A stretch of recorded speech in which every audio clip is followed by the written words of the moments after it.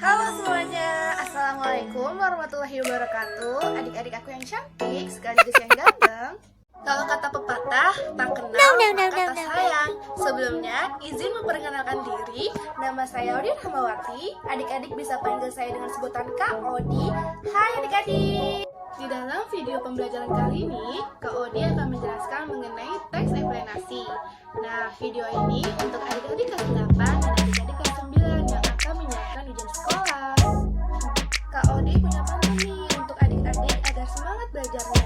2-3 anak nelayan pergi ke laut mencari ikan. Jika ingin mewujudkan angan, jangan belajar. Oh yeah. Siapin ya alat tulisnya.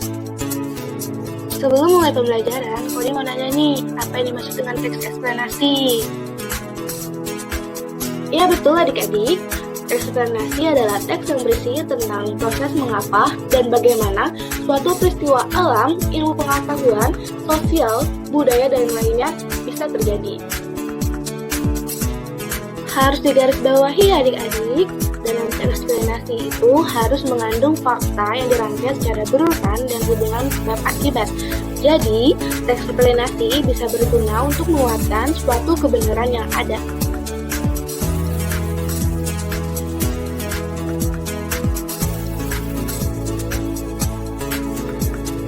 Ciri-ciri teks eksplanasi. Yang pertama, strukturnya terdiri dari pernyataan umum, urutan sebab akibat, serta interpretasi. Yang kedua, informasi yang dimuat dengan berdasarkan fakta atau faktual. Yang ketiga, sifatnya informatif serta tidak berusaha untuk memengaruhi pembaca untuk bisa percaya terhadap hal yang akan dibahas.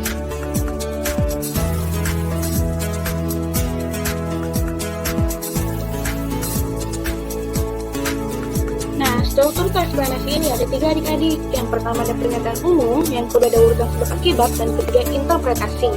Yang pertama yang kita bahas mengenai pernyataan umum. Pernyataan umum ini mengenai tentang topik yang akan dijelaskan pada proses terjadinya atau proses keberadaan. Yang kedua, urutan sebab akibat.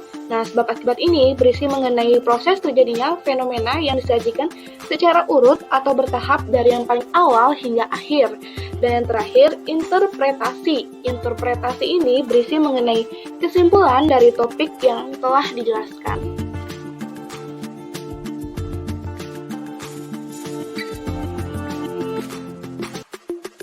Nah, kita udah masuk ke dalam pembahasan terakhir nih adik-adik. Nih, misalnya adik-adik mau bikin teks eksplanasi, tapi nggak tahu langkah-langkahnya. Adik-adik bisa mengikuti langkah-langkah yang Kak Odi jelaskan ya.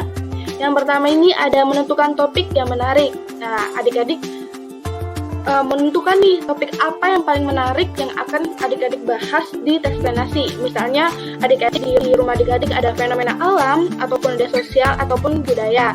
Nah, adik-adik bisa tuh pilih dari antara ketiga itu, lalu nanti adik-adik sajikan.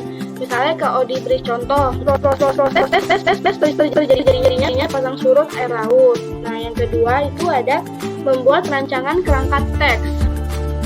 Nah, adik-adik buatlah kerangka karangan berdasarkan struktur teks eksplanasi, yaitu mengenai identifikasi fenomena atau penggambaran rangkaian kehidupan. Nah, yang ketiga mengumpulkan referensi. Nah, referensi ini sangat penting loh adik-adik. Nah, adik-adik bisa cantumkan fakta dari penggambaran rangkaian kejadian. Nah, yang keempat ada adik-adik bisa kembangkan kembali kerangka hingga menjadi teks eksplanasi yang utuh.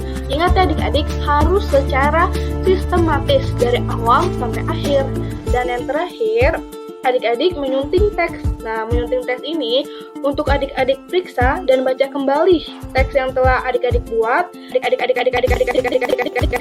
bisa sunting jika ada kalimat yang tidak sesuai atau kesalahan dalam penulisan.